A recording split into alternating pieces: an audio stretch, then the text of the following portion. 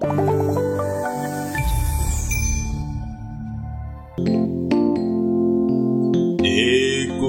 l'appel du berger, il sait ses brebis en danger, il les appelle avec amour, espérant toujours leur retour.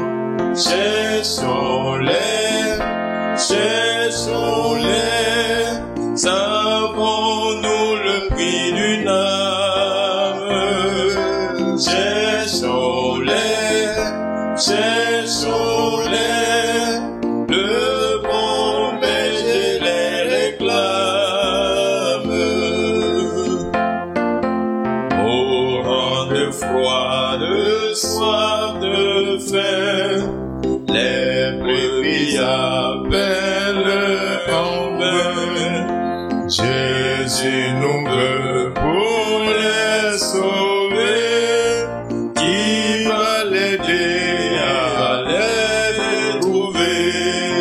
Cherchons-les, savons-nous le prix d'une âme? Cherchons-les, le bon berger les réclame. Ne peut-il pas compter sur nous? Ne voulons-nous pas aller tous?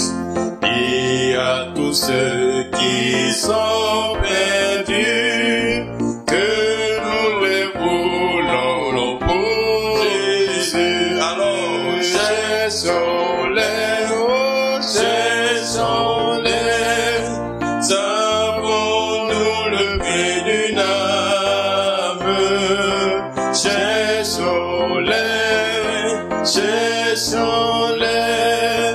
le bon berger les réclame. Shalom à tous, shalom à toutes. C'est avec ce beau cantique que nous vous souhaitons la bienvenue à notre émission C'est l'heure. Émission dédiée à l'évangélisation et à la mission. C'est un cadre d'échange et de partage sur l'œuvre missionnaire et l'évangélisation. Aujourd'hui, nous avons avec nous un illustre invité. Il s'agit de l'évangéliste national, l'évangéliste Clément, qui va se présenter à nous, se présenter à l'ensemble des fidèles de l'église CEMA. Ok. Merci beaucoup, madame. Je vais avant tout propos dire merci au Seigneur Jésus qui a permis que je puisse le rencontrer pour bénéficier de sa grâce et de son amour. Je voudrais aussi remercier le président de l'église CEMA, le docteur Noël, son excellence, et puis son conseil qui ont porté leur choix sur ma modeste personne pour diriger le département de l'évangélisation au sein de l'église CEMA, notre église. Je suis Monsieur Clément, originaire de la sous-préfecture de Tabou. Donc le Seigneur m'a donné la grâce de le rencontrer à Boaké dans les années 1980. Ok. Merci à vous d'être sur ce plateau. Évangéliste Clément, nous avons un beau témoignage de vous. Vous avez parcouru plusieurs pays, le Togo, la Guinée et le Mali. Et nous voulons savoir un peu, durant ce parcours en tant qu'évangéliste, qu'est-ce que vous avez retenu d'abord? Comment ces peuples ont accueilli l'évangile et comment ces peuples ont perçu l'évangile? Ok, il faut dire que ma vision, mon amour pour la mission a commencé dans les années 89 à Boaké avec le pasteur Yao André. Donc c'est avec pendant qu'il était pasteur à l'église CEMA de Koko que j'ai senti l'appel pour aller à la formation missionnaire au Togo avec le mouvement missionnaire qui s'appelle Jeunesse en Mission. Alors, donc, après ma formation, je suis resté 2 ans au Togo pour conduire les équipes d'évangélisation. On est allé au Mali, en Guinée, au Sénégal. Les peuples sont ouverts à l'évangile. Les peuples sont ouverts à l'évangile. Il n'y a aucun lieu qui soit difficile à l'évangile pourvu qu'on adopte la stratégie qu'il faut pour chaque milieu. Exactement. Nous voulons savoir comment vous est venue l'envie, on va dire, cet amour de l'évangile, aller laisser toute la famille, aller à l'extérieur du pays, parler de Jésus. Comment c'est venu cet amour? Ok, cet amour a commencé, comme je l'ai dit, à Bouaké. On avait un missionnaire à l'époque qui s'appelait Bozenberg. C'était l'aumônier de la jeunesse. Il accueillait des équipes de jeunesse en mission qui venaient, qui partageaient les témoignages. On avait des soirées qui s'appelaient à l'époque rallye. Et c'est pendant ce temps-là que l'amour de témoigner de Jésus, l'amour de partager l'évangile est né dans mon cœur. Ah, gloire à Jésus. Gloire à Jésus. Alors, quels sont on va dire, le souvenir que vous gardez de ces expériences durant votre passage, par exemple, au Togo, au Mali? Racontez-nous un peu comment vous avez vécu cette expérience. Ok. Et c'est vrai, le travail au Togo, oui, c'était dans les débuts. Mais j'ai beaucoup gardé comme souvenir tout le temps qu'on a passé en Guinée-Conakry, où on habitait dans un quartier Peul. Et puis, avec les amitiés qu'on tissait avec la population, les jeunes, on venait, on jouait au ballon et après on témoignait de Jésus avec eux. Vraiment, je garde de très bons souvenirs de la conversion de plusieurs personnes, mais de un qui était notre voisin, et il aimait venir échanger avec nous. Et il s'appelle, si je peux dire son nom, M. Barry. On l'a laissé en Guinée dans la joie de pouvoir rencontrer le Seigneur Jésus. Il y a beaucoup encore, mais M. Barry seulement, je garde de sa conversion un bon témoignage. Ok. Mais est-ce que vous avez, on va dire, un événement majeur qui vous a marqué durant cette expérience? Comment vous avez vécu cela? Si vous avez quelque chose à partager. Ok. Et je prends par exemple le Togo. Au Togo, on avait une stratégie d'aller travailler dans les champs avec la population et le soir, on tenait des plein air. Donc cette approche avec la population au Togo là, je garde de ça un bon souvenir. Et puis, soit en Guinée, au Mali, on avait du porte-à-porte, on allait à la prison pour partager l'évangile. Ce qui est resté, c'est le fait que les gens ont toujours besoin de quelque chose de nouveau. Et l'évangile, pour moi, la population l'accueillait avec joie. Je garde de ça un très bon souvenir partout où nous sommes passés. Gloire à Dieu. Nous savons que vous êtes originaire de Tabou, c'est-à-dire vous êtes roumaine, c'est ça? Oui. Nous savons qu'au Togo, au Mali, c'est d'autres peuples. On est tenté de savoir en quelle langue, par exemple, vous les évangélisez. Comment vous faites pour apporter l'évangile à ce peuple? Quand on arrive, on prend des hommes de paix du milieu. Qui nous servent de traduction. Et puis, bon, c'est avec eux, on travaillait. Bon, on a appris un peu l'OEV, on a appris le Bambara. J'ai passé 12 ans au Mali, donc je garde encore quelques mots à Bambara. En Guinée, au Fouta Diallo, on a appris un peu le Poula. Mais j'ai perdu beaucoup de mots. Est-ce que vous pouvez dire Jésus t'aime en Bambara? Oui, Yosoubé en Kano. Ah, quand que le peuple Bambara. Voilà, Yosoubé Mogobek Kano. Ok. D'accord. Aujourd'hui, vous êtes nommé évangéliste national de l'église SEMA. Nous croyons que vous pouvez apporter beaucoup à l'église SEMA. Et donc, nous voulons savoir, qu'est-ce que vous pouvez, on va dire, faire avec votre équipe pour booster le missionnaire autant en Côte d'Ivoire qu'à l'extérieur du pays? Ok. Nous venons d'être nommés. On vient d'être nommés. Et je dis merci de passage, comme je l'ai dit tantôt au président, qui nous fait confiance, ma petite équipe et moi. Et on est en train de s'organiser pour envahir le terrain, pour envahir les lieux, pour mobiliser l'église. C'est vrai que nous sommes une église évangélique, mais l'élan d'évangélisation est un peu lent dans le cœur. Il faut encourager, il faut sensibiliser, il faut mobiliser l'église, je suis en train de réfléchir, dédier une année de l'évangélisation. Que cette année, par exemple, sera une année de l'évangélisation. Ça va permettre à ce que on puisse mobiliser l'église, encourager l'église, prier par rapport à l'évangélisation, par rapport à la mission. Nous prions que ça se passe bien. Pour arriver à cela, c'est-à-dire pouvoir mener à bien cette mission que vous êtes assignée, vous avez besoin bien évidemment d'équipement, voilà. Quels sont vos besoins? Effectivement, l'évangile est gratuit. Comme j'aime toujours le dire, l'évangile qu'on annonce aux gens, quand on a un plein air, les gens viennent, ils participent, après ils s'en vont, même après l'évangélisation, ça vous dit au revoir.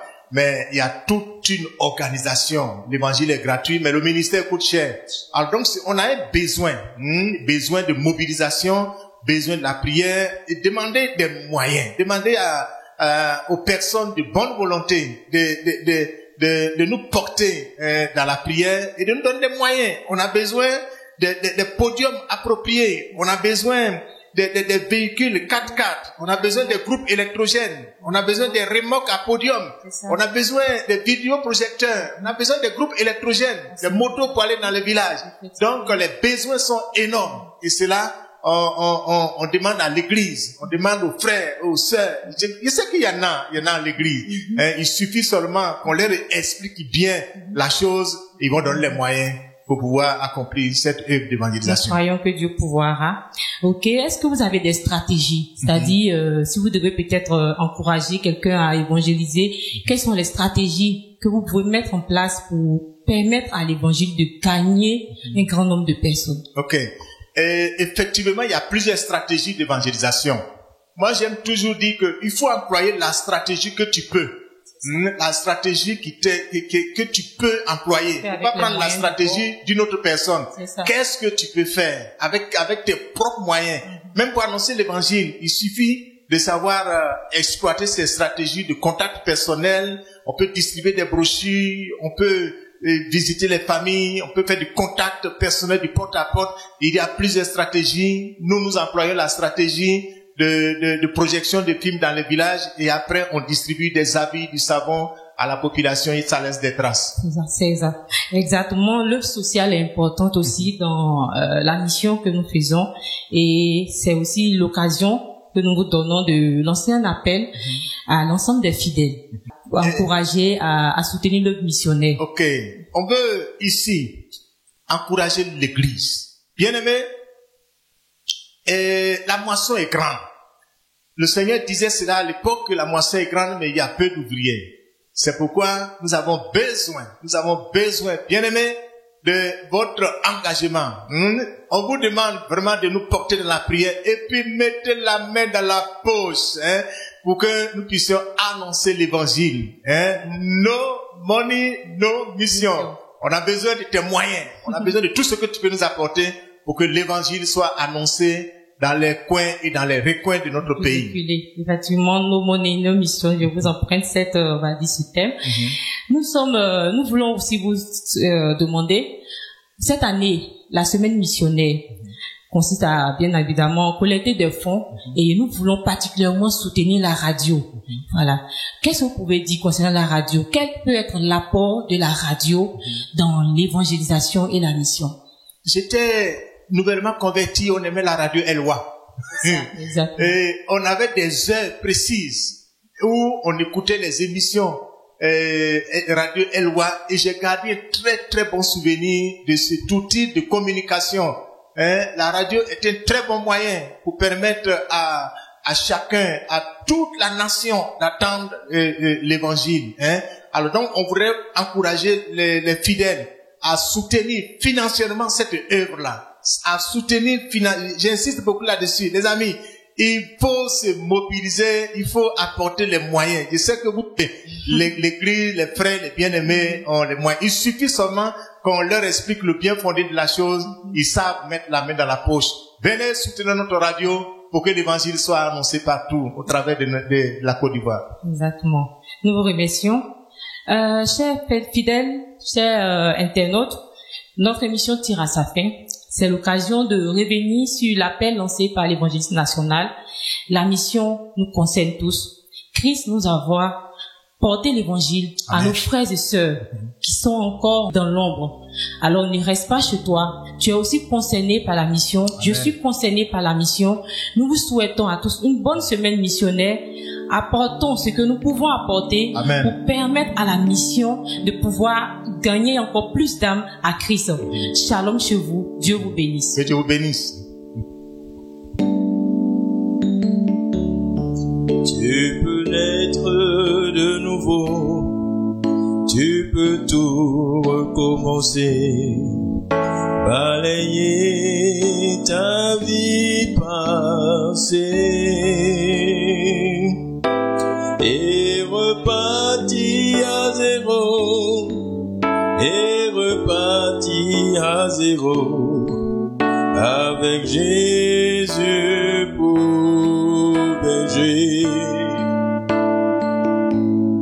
Et repartir à zéro, et repartir à zéro avec Jésus pour berger. Tu peux boire de cette eau, source de la pureté, source de la vérité,